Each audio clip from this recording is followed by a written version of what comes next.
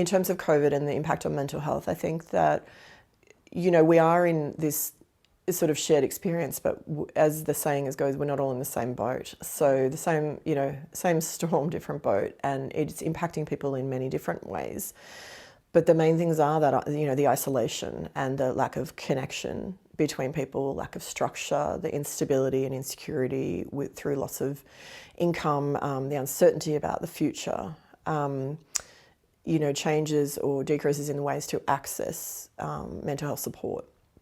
So all of these things can take a toll on people's mental health, whether they had concerns around their mental health prior or not. This is a reality because suddenly the world's uncertain. So I think some of the things that can be helpful is trying to, access support, because often when we feel isolated and we feel on our own, it's really hard to step outside yourself and look at what perhaps could be helpful, because we can get in, this habit, and our mood can decrease when we're alone, and the thoughts can become loud in our head. So accessing support in whichever way that is, whether that's accessing a online chat or a phone call or telehealth, or if you can face-to-face. Really important to be able to work through that with someone and know that that's actually okay, and that's what people are there for. And I think trying to stay connected in whatever way is possible, if you have access and means, so trying to stay connected by phone or internet or whatever that might look like.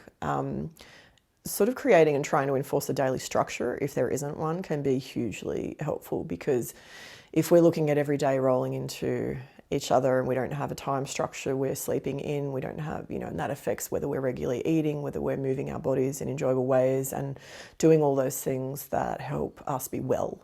So trying to create, just a structured daily routine. And I think also, we don't have to make that productive time. We can if we choose, but I don't think we need the pressure to be saying, I've got to be learning how to make sourdough. If you want to, fantastic, but you don't have to.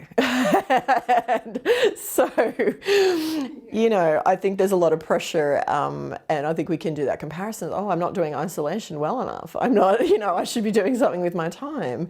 And very early on, I remember people saying, just get it done, get out there, walk up a hill. And I'm like, well, actually, I'm getting it done right now. I'm on the couch. And that's what I needed. And so it's about, what do you need?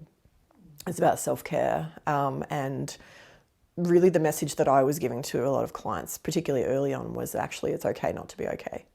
We're not meant to be okay. This is uncharted territory. We're in a pandemic. We don't know what's coming next, and it feels really scary and really uncertain. So we're just going to do the best we can with that. And if we want to stay informed, that's really helpful. But if we need to turn off the media for a little while, then that's also really helpful.